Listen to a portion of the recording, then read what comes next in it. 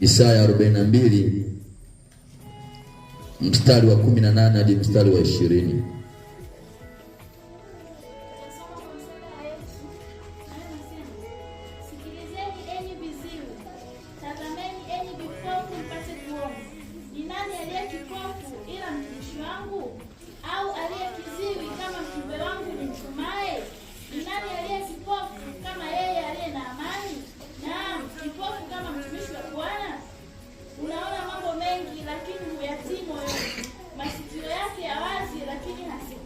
Amen. Bwana Yesu asifiwe. Kiziwi ni mtu gani? Kutoka soma andika, wasiokwenda katika njia ya Bwana na kuitii sheria. Wasiokwenda katika njia ya Bwana na kuitii sheria. Wasiokwenda katika njia ya Bwana na kuitii sheria.